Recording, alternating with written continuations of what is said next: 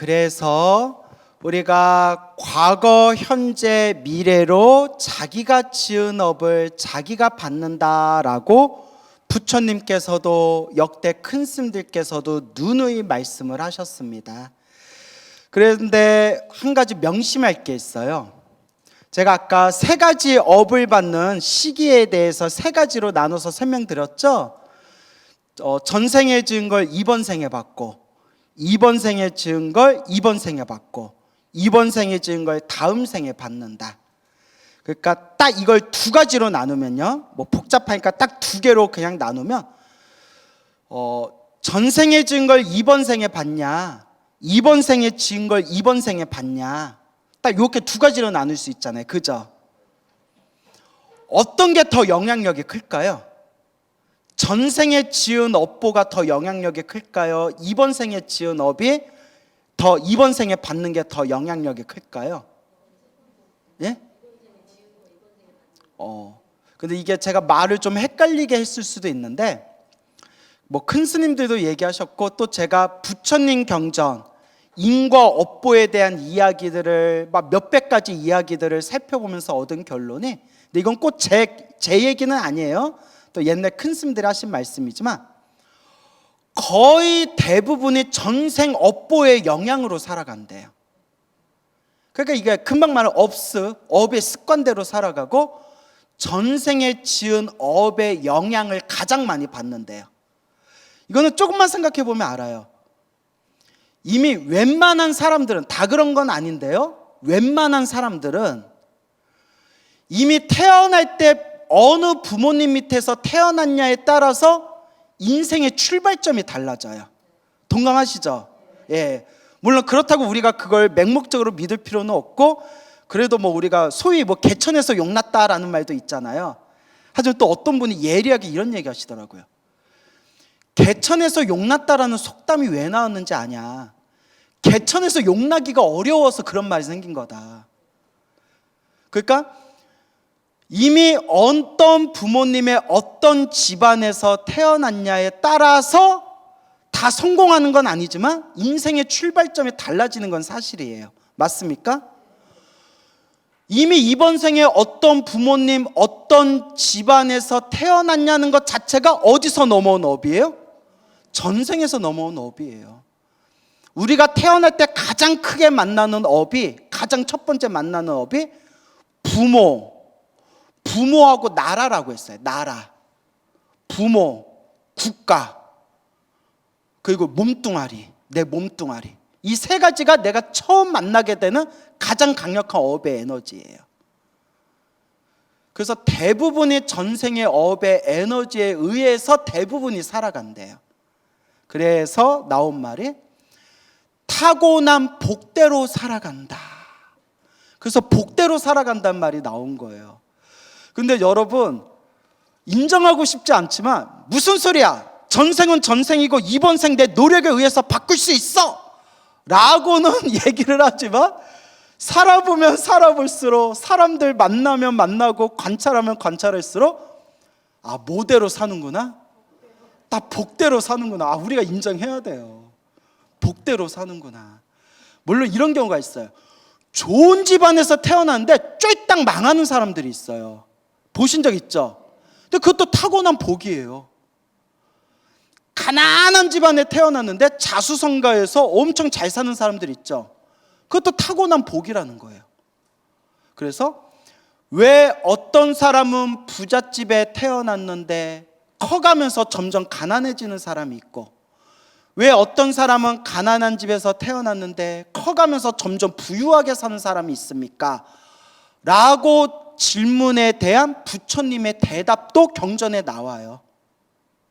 그래서 이걸 제가 헬로부타 TV 업보 차별경 법문에서 제가 자세히 설명을 했어요. 들었어요? 안 들었어요? 들었어요? 그래서 제가 또 얘기하려다가 업보 차별경 조회수 조금이라도 높이려면 다시 복습해서 보세요. 알겠죠? 거기서 다 얘기했어요. 가난한 집안에서 태어났는데 부자가 되는 사람, 부자인 집안에서 태어났는데 가난하게 사는 사람, 그런 것도 다 누가 지은 업보의 차별이다? 내가 지은 업보의 차별이다. 다 복대로 산다는 거예요.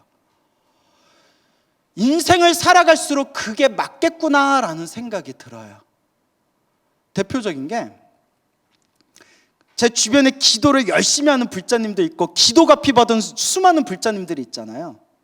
그 중에 한 예를 들자면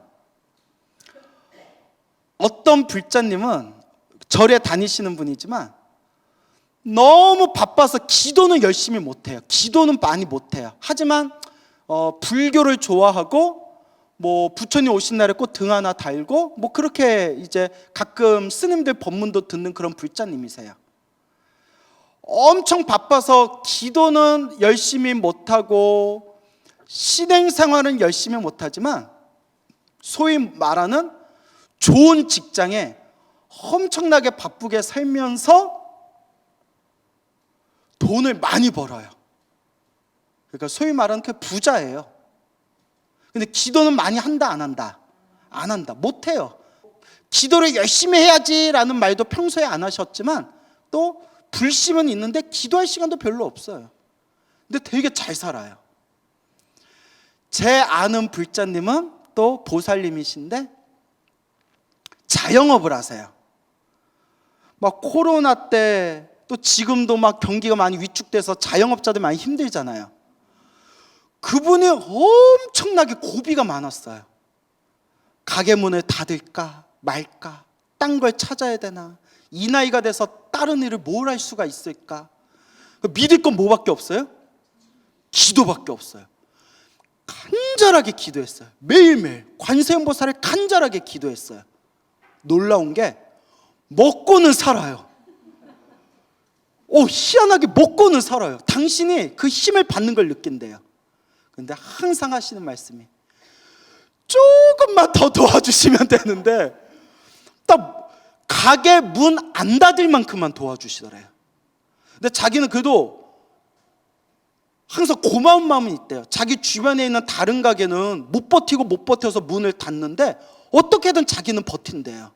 하지만 매달 월세 내고 공과금 내는 게 항상 그 압박, 스트레스가 심하대요. 정말 미친 듯이 기도해서 그 정도 버티는 거예요. 제가 뭘 얘기하려는지 알겠죠? 어떤 불자님은 기도도 제대로 안 하지만 돈을 많이 벌어요. 어떤 불자님은 간절하게 기도해서 몇 년 동안 겨우겨우 그냥 가게 유지하고 먹고 살 정도로 겨우겨우 버티는 거예요. 간절하게 기도해서. 그래서 수많은 사례 중에 하나만 얘기한 거예요. 이게 뭐냐? 큰 스님들이 말씀하시기를 타고난 복이 최고다. 뭐가 최고다? 타고난 복이 제일이라는 거예요. 타고난 복이 제일이래요. 그러니까 가끔 제가 청년회 예전에 청년회 법사였을 때 청년회 이제 법우들하고 차 마시면서 막 대화하고 했을 때 이제 애들이 우스갯소리로 저는 다음 생에 대통령도 필요 없고 판검사도 필요 없고 강남의 건물주 아들로 태어나고 싶어요 이러더라고요. 예? 무슨 말인지 알죠? 예, 그 이제 우스갯소리로 차 마시면서 청년들 농담도 하고 하잖아요. 그만큼 이제 청년들도 먹고 살기가 힘드니까 서로 우스갯소리로. 근데 그 말을 살짝만 꼬우면 그게 바로 무슨 복이다? 타고난 복이라는 거예요. 타고난 복이 많은 사람은 굳이 절에 열심히 안 다니고 기도 열심히 안 해도 자기 복대로 잘 사는 거예요. 여러분 뭐 워렌 버핏, 뭐 빌 게이츠, 뭐 이런 사람들이 뭐 절에 뭐 부처님 오신 날에 등 달았겠어요? 그러잖아요. 타고난 복이 많은 거예요.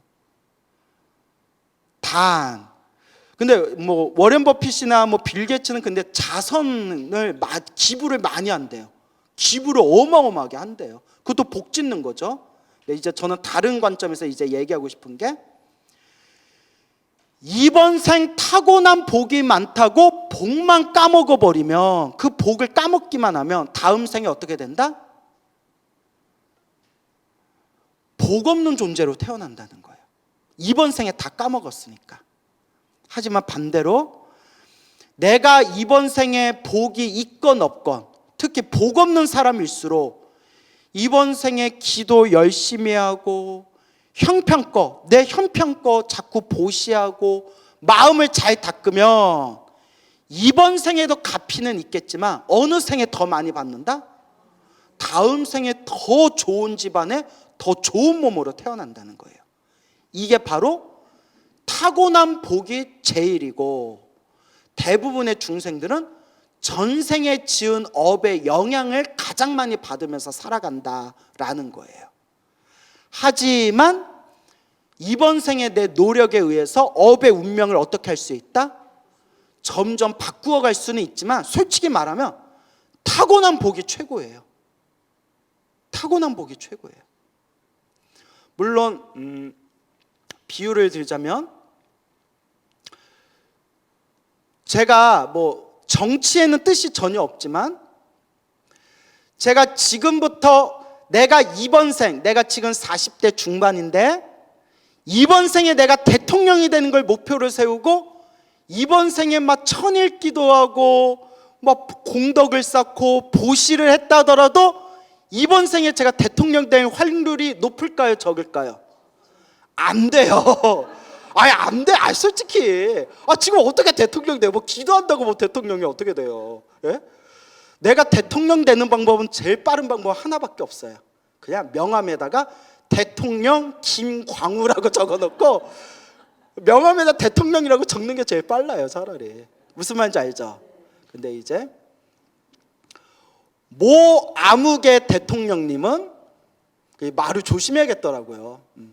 모 아무개 대통령님은 자기가 대통령 되겠다는 생각이 처음에 없었는데도 어찌하다 보니까 막 시대의 흐름과 사람들의 막 지지 때문에 그냥 아무 준비도 안 됐는데 덜커덕 대통령이 된 사람도 있어요. 인정하시죠? 물론 그걸 그분의 지지자들은 역시 타고난 영웅이다 이렇게 얘기할 수도 있고, 지지하지 않은 사람들은 이게 나라냐? 이게 나라 꼴이 이게 뭐냐? 이럴 수도 있겠지만 그냥 불교적인 관점에서 봤을 때 그것도 누구 복이다? 그냥 자기 복이라는 거예요. 예? 물론 모 대통령님이 정치를 잘 하느냐 못하냐, 그건 또 누구 복이에요? 그건 국민 복이에요. 정치 잘하는 대통령과 같이 살 수 있는 거는 국민의 복이고, 정치를 못하는 대통령과 같이 사는 것은 국민이 복이 없는 거고. 하지만 그냥 개인으로 봤을 때 본인이 능력이 있건 없건 어쩌다 대통령이 됐건 차곡차곡 밑바닥에서 준비해서 대통령이 됐건 한 나라의 대통령이 됐다는 것 자체는 결국 누구 복이다? 그건 이제 자기 복이에요. 불교를 공부하니까 그거는 이제 좀 믿음이 가시죠. 이제 그 사람이 어떻게 이제 정치를 잘 하시느냐라는 부분이 이제 그분의 몫이고, 그 자리에 올라갈 수 있다는 거는 그것도 자기 복이에요. 물론 복에는 두 가지 복이 있다고 했죠. 청복이 있고 탁복이 있다. 많이 말씀드렸죠. 청복은 맑고 깨끗한 복, 수행할 수 있는 복을 청복이라고 해요. 탁복은 쓰면 쓸수록 까먹는 복을 탁복이라고 해요. 탁한 복. 그래서 부귀영화를 누리는 복을 탁복이라고 해요. 여러분들은 청복이 좋아요? 탁복이 좋아요? 지금 내가 잘못 들었나 봐요. 무슨 복이 좋다고요? 참 요 분위기 탁하네. 저는 청복이 좋을까요? 탁복이 좋을까요? 그래요. 청복이라고 합시다. 네. 그래요. 그래서 결국 중생은 다 뭐대로 살아간다? 다 복대로 살아간다. 다 그게 청복이냐 탁복이냐, 맑은 복이냐 탁한 복이냐의 차이가 있을 뿐이지 자기가 지은 복대로 살아가는 거예요. 이거는 제 얘기가 아니라 어디에 나온다? 경전에 나오는 말씀이에요. 중생은 다 자기 복대로 살아간다.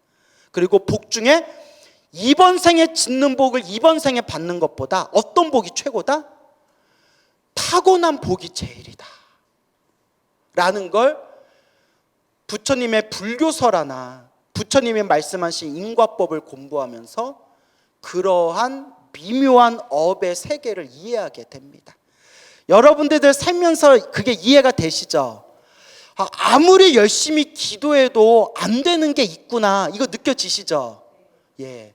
그 어떤 사람은 저 사람은 절에도 안 다니고 기도도 안 하고 종교도 없는 사람인데 무슨 일을 해도 잘 풀리는 사람이 있구나. 느껴지시죠? 그게 타고난 복이라는 거예요.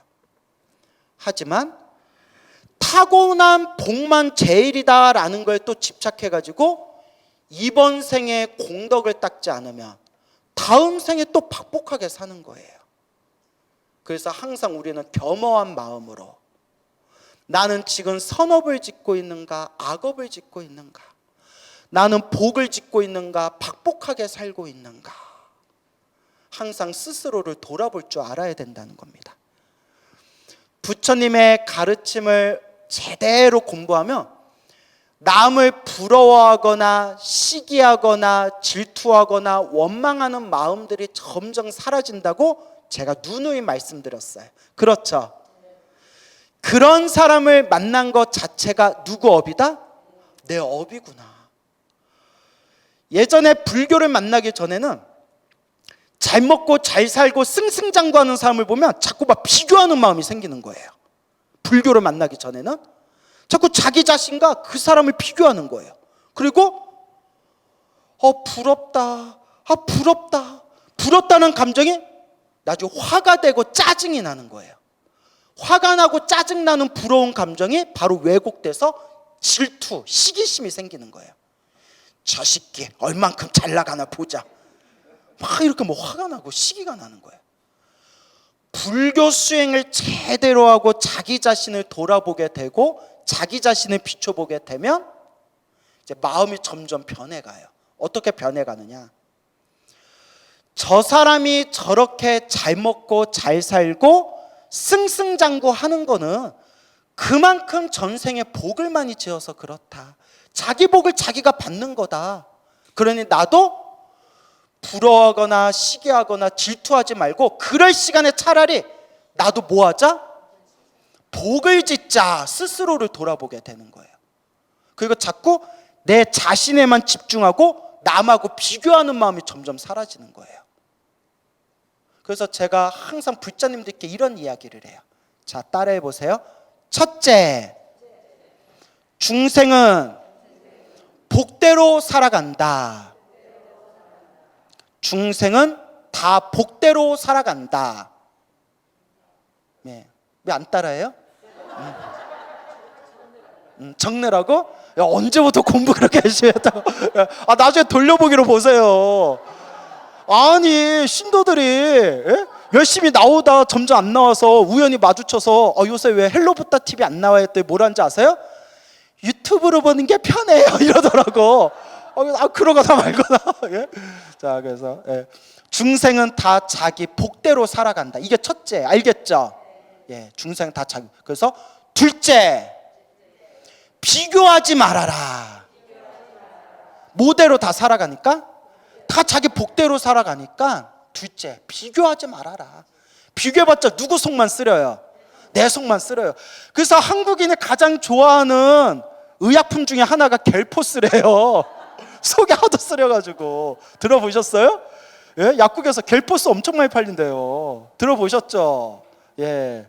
저는 요새 타이레놀의 매력에 빠져가지고 몸 상태가 좀 안 좋으면 타이레놀 먹으면 저는 직방이더라고요. 웃자가 한 말이고. 자, 셋째, 나한테 집중하자. 자기 자신한테 집중하자. 자, 그러면 정리해 볼게요. 첫째, 이제 나 혼자 할게요. 그래요? 중생은 자기 복대로 살아간다. 그렇기 때문에 둘째, 비교하지 말아라. 셋째, 비교하지 말고 셋째, 누구한테 집중해라? 나한테 집중해라.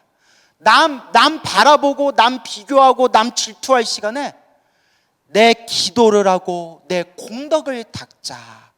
이번 생에 안 받아도 언제라도 받는다? 다음 생에라도 반드시 받는다. 하지만 인과 업보를 믿지 않는 사람들이라면 이번 생 내 공덕을 닦자라는 마음조차도 일으키질 않겠죠. 왜? 죽으면 그만인데. 아니, 죽으면 그만인데 뭐하러 다음 생을 위해서 공덕을 닦아요.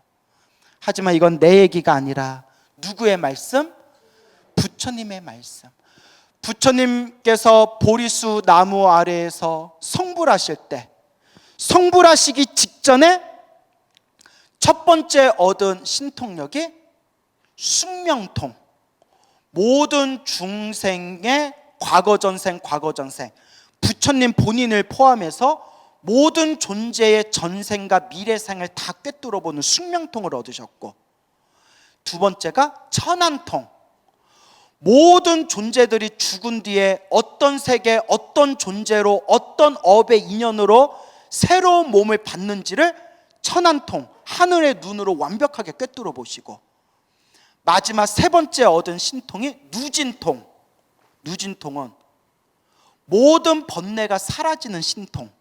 그래서 신통이 아니라 깨달음이죠, 사실은. 누진통이라는 깨달음을 얻어서 비로소 석가모니 부처님이 되십니다. 그래서 따라해 보세요. 숙명통, 천안통, 누진통. 그래서 이것을 세 가지 밝음이라고 해서 따라해 보세요. 삼명, 삼명이라고 불러요. 석삼자의 밝은 명자, 세 가지의 밝음이다. 부처님이 중생들의 업과 업의 흐름, 윤회 속에서 태어나고 죽는 모든 흐름을 완벽하게 꿰뚫어 보시고 우리 중생들한테 복을 지어라, 선업을 지어라, 공덕을 닦아라 라고 신신당부를 하신 겁니다.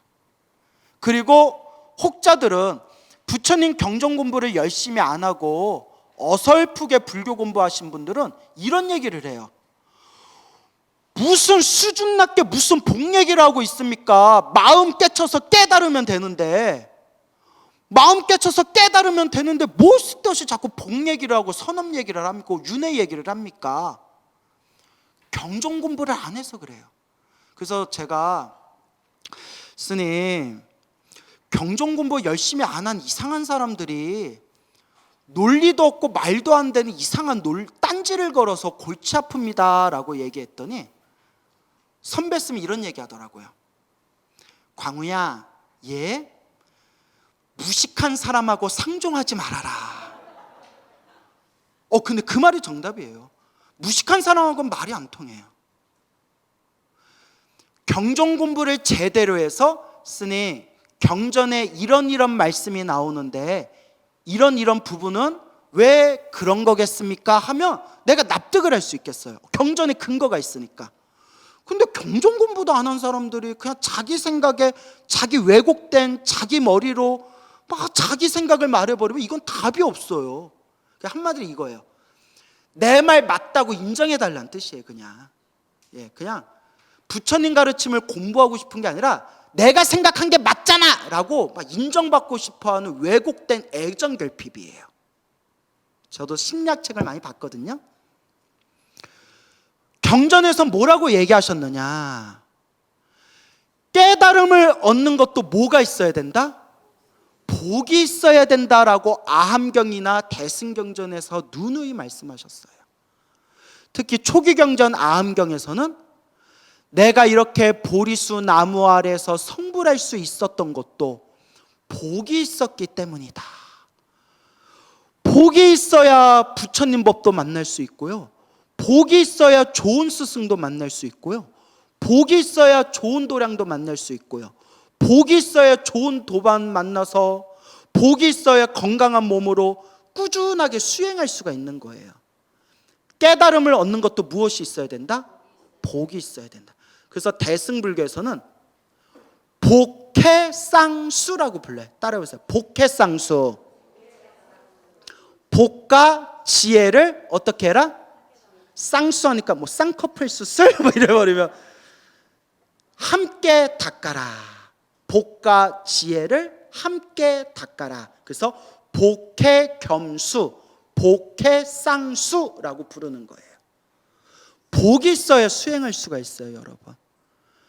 저 이렇게 요새는 막 인터넷이라든가 뭐 주변에 이렇게 뭐 절에 다니는 사람들 뭐 이런저런 얘기 듣고 이런 거 저런 거 살펴보면 이번 생에 사람으로 태어나 부처님 법을 만난 게 얼마나 소중한 인연인데, 이번 생 이 소중한 부처님 법을 만났는데도 삿된 엉터리 스승을 만나가지고 이상한 절에 다니는 분들이 많아요. 또 그런 사이비 단체에 또 신도가 많아요. 희한해요. 이게 바로 뭐가 없어서 그렇다? 스승복이 없기 때문에 그런 삿된 스승을 스승이라고 섬기고 다니는 거예요. 스승복이 없기 때문에. 그래서 우리가 성불하기 위해서는 육바라밀을 닦아야 된다고요. 무슨 바라밀? 육바라밀. 그래서 옛날 부처님의 가르침을 해석하던 수많은 논사, 부처님의 가르침을 해석하는 위대한 스승들을 논사라고 부르거든요. 논, 경율론, 논사들이 육바라밀을 분석할 때 보시, 지계, 인욕, 정진, 선정, 이 5가지는 복을 닦는 거래요. 무슨 말인지 알죠? 복을 닦는 거래요.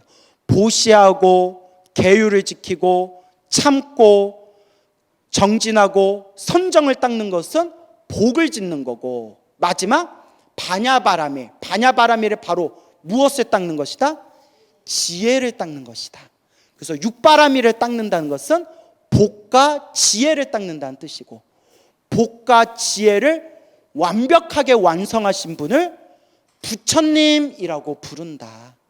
그래서 여러분, 불교에서는요, 부처님하고 아라한을 구분을 해요. 부처님하고 아라한이 윤회에서 벗어난 것은 공통점이지만 부처님과 아라한은 하늘과 땅만큼 차이가 있대요. 복덕과 지혜와 신통과 자비라는 부분에서 아라한도 거룩한 성자지만 아라한 중에서 지혜제일이라고 불렸던 사리불 존자조차도 부처님과 비교하면 어른 옆에 서 있는 어린 아이와 같을 뿐이다라고 대지도론이라는 그런 대승불교의 가르침에서 그렇게 부처님과 아라한도 이와 같이 하늘과 땅만큼 차이가 있다라고 말씀을 하신 거예요. 그래서 복덕과 지혜를 완벽하게 닦으신 분을 부처님이라고 부르는 거예요. 아시겠죠? 그래서 우리는 깨달음을 얻고자 하는 수행자도 복을 닦아야 되고, 바깥 세상에서 잘 먹고 잘 사는 것을 목표로 들고 있는 사람들도 결국 뭐가 있어야 된다? 복이 있어야 돼요. 지금이 그 복을 닦고 있는 과정이에요. 부처님 법을 만나기 전에는 내 팔자가 왜 이런가? 내 인생이 왜 이런가? 왜 이렇게 사는 게 힘들고 괴롭고 왜 이렇게 내 인생은 왜 이렇게 서글플까? 라고 생각했지만 부처님 가르침을 깊이 공부하고 수행하면 이게 다 누가 지은 업이구나? 내가 지은 업이고, 내가 지은 전생의 빚을 내가 지금 갚고 있는 과정이고, 그렇기 때문에 지금 이 순간 나는 지금부터라도 무엇을 열심히 닦아야 되겠구나? 복을, 선업을, 공덕을 닦아야 되겠구나. 지금부터 닦고 있는 과정이에요. 지금이 닦고 있는 과정이에요. 이렇게 기도하고 복을 지었는데도 힘들고 괴롭고 답답할 때 늘 여러분들 귀가 따갑도록 드리는 말씀, 아, 내가 크게 받을 걸 어떻게 받고 있구나? 작게 받고 있는 과정이구나. 그러거나 말거나 나는 꾸준히 닦겠다. 몇십 년 전에 중국에서 있었던 일이라고 해요. 그 중국 불교의 큰 스님 법문에 나오는 내용인데 너무 감동 깊더라고요. 어느 여성 불자님이 있었대요. 여성 불자님이 가난한 집에서 태어나서 남편을 만났는데 남편도 아주 가난하고 무식한 사람이었대요. 그 뭐 서로 배운 것도 없고 할 줄 아는 거는 뭐 옛날 뭐 몇십 년 전 중국 뭐 몇십 년 전 일이니까 뭐 농사 짓고 막노동하고 그러니까 글도 제대로 모르고 뭐 아이는 듬뿍듬뿍 낳고 뭐 옛날에 뭐 심심하면 아이 낳고 했잖아요. 뭐 잘 모르니까. 예. 여보 나 또 애 가진 것 같아. 또? 너 왜 이렇게 밥만 먹으면 애를 낳냐? 뭐 옛날에 뭐 그랬다면서요. 잘 모르던 시절이잖아요. 뭐 지금 것처럼 성교육 받던 시절도 아니고 뭐 옛날에는 뭐 놀고 먹을 게 없으니까 그냥 뭐 밤에 뭐 자다가 뭐 손끝 스치면 뭐 이렇게 되는 거고. 예? 말하다 보니까 이상하네. 근데 이제 점점 살아가는 게 너무 힘든 거예요, 이 불자님이. 그 어느 순간부터 내 인생이 왜 이러나, 왜 이렇게 나 사는 게 힘들까 하다가 우연히 어느 사찰에서 큰 스님이 초청법회로 왔다고 해서 여러분은 복이 많은 거예요. 여러분들 이제 딱 유튜브만 틀었다면 한국 불교 큰 스님들 법문은 다 들을 수 있잖아요. 그죠? 세상에 이런 시대가 어디 있어요. 요새 신도들 앞에서 법문하기가 너무 힘들대요. 스님들이 저한테 그런 얘기해요. 친한 스님들이 야 요새 신도들 앞에서 법문하기 힘들다. 왜요? 했더니 세상에 좋은 법문이나 법문은 다 들어가지고 귀가 높아져서 웬만큼 법문해도 잘 못 알아 안 듣는다는 거예요. 그래서 저한테 그러더라고요. 광우야 너무 재밌게 법문하지 마. 우리 법문 지루하다고 막 자꾸 그런 얘기 들리잖아 막 이러시더라고요. 우스갯소리로. 얼마나 행복해요. 그렇죠? 근데 법문은 많이 듣는데 옛날보다는 수행을 안 하는 것 같아. 신도들이 그 지식으로만 아는 게 많아지는 것 같아. 물론 그 와중에서 열심히 하는 분들은 또 열심히 하시죠. 그래서 초청법회가 왔다고 해서 옛날에는 그렇게 스님들 법문 듣기가 쉽지가 않았대요. 그 초청법문에 사람들이 마을 사람들, 도시 사람들이 구름같이 절에 모여서 법문을 들었는데 그때 스님께서 인과법문에 대해서 얘기하면서 이렇게 살아가는 중생들의 모든 모습이 다 자기가 지은 업이다라는 말이 가슴에 팍 하고 그냥 뭐가 훅 하고 들어왔대요. 그러니까 성근이 있는 거예요. 뭐가 있는 거다? 전생에 뭔가 박복하게 살아서 이번 생에 몸과 정신이 힘들고 괴롭게 살았지만 그래도 전생에 뭔가 들은 성근이 있는 거예요. 그 법문 한마디 들은 모든 것이 다 내가 지은 업이다라는 그 한마디가 가슴에 훅 들어왔대요. 그때 그 큰 스님이 그 짧은 1시간 2시간 법문하면서 많은 걸 가르쳐 줄 수 없잖아요. 그러니까 그 큰 스님이 딱 하나 가르쳐 준 게 오직 염불해라. 오직 나무 아미타불, 아미타불, 아미타불, 아미타불, 오직 염불해라. 염불하고 염불하면 몸과 마음이 편안해지고 모든 일이 점점 술술 풀리고 죽을 때는 아미타 부처님이 나를 데리러 오셔서 죽은 뒤에 극락세계에 태어나게 될 것이다. 그 말이 그냥 믿습니다 하고 머릿속에 싹 들어왔대요. 이게 바로 두 글자로 뭐다? 성근이에요. 업장이 두꺼운 사람들은 백날 얘기해도 알아듣는다 못 알아듣는다. 그딴 게 어딨어 이래요. 심지어 유튜브를 봤는데 어느 스님은 신도들한테 법문하면서 극락세계가 없다 이런 식으로 얘기하더라니까요. 아니 극락세계가 없으면 우리가 천도제를 왜 지내요? 우리 스님들이 염불을 왜 해요? 근데 뭐 극락세계가 없다. 그는 그냥 만약에 부처님이 극락세계를 얘기하셨다면 어리석은 신도들을 그냥 절에 오게 하기 위한 그냥 방편법일 뿐이다. 이런 식으로 법문하는 거 듣고 내가 깜짝 놀랐어요.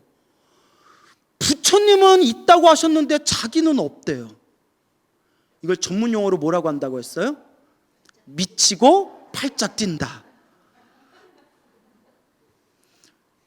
오직 염불해라 라는 말에 딱 들어온 거예요. 집에 와서 눈물을 뚝뚝 흘리셨대요. 내가 이렇게 힘들고 괴롭게 사는 게 전생에 지은 업보구나. 이번 생 내가 오직 염불하고 염불하면 점점 좋은 일이 생기고 죽은 뒤에는 내가 저 최고로 좋은 세계, 극락세계 태어나겠구나. 그 딱 두 가지 딱 기억하고 오로지 자나깨나 아미타불만 불렀대요. 관세음보살님을 스승으로 모시는 분들은 관음정근 하시면 되고, 지장보살 스승으로 모시는 분들은 지장정근 하시면 돼요. 뭔 얘기인지 알죠? 또 이 얘기 듣고 나 오늘부터 나도 아미타불 불러야 되나? 이렇게 맨날 왔다 갔다 하지 마시고 하나라도 간절하게 오로지 아미타불, 아미타불, 오직 아미타불, 아미타불, 오직 자나깨나 아미타불을 불렀대요. 그러다가 세월이 흐른 뒤에 그 할머니가 다 돼가지고 가족들 다 모아놓고 이렇게 얘기했대요. 옛날 옛적 몇십 년 전 어느 큰 스님이 오셔서 법문한 뒤로 내가 늘 나무 아미타불 연부를 했는데 부처님 말씀, 큰 스님 말씀이 하나도 틀린 것이 없었다. 아미타 부처님이 나 데리러 오셨다.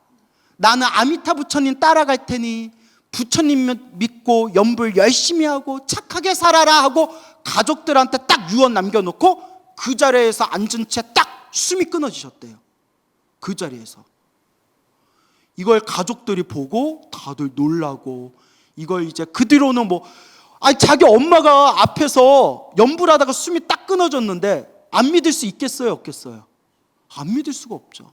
그 뒤로 온 가족들이 절에 열심히 다니면서 그 큰 스님께 이 얘기를 해가지고 이 이야기가 세상에 전해지게 된 거예요. 그분은 글도 몰라요. 그분은 경전도 몰라요. 그분은 막 스님들한테 법문도 많이 듣지 못했어요. 맨날 농사 짓고 일하느라고 절에도 열심히 다니지 못했어요. 가난해가지고 절에다가 쌀도 막 공양도 올리지 못했어요. 하지만 오직 누구만 믿고? 오직 부처님만 믿고 자나깨나 무엇을 열심히 했다? 연불하고 연불하였다. 부처님의 가피는 분명하게 생생하게 살아있습니다.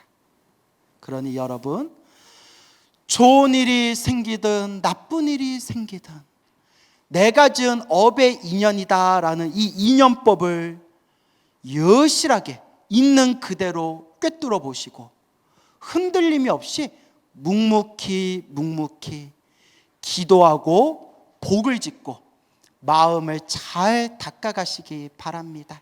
알겠죠? 예, 오늘 여기서 마치겠습니다. 성불하십시오.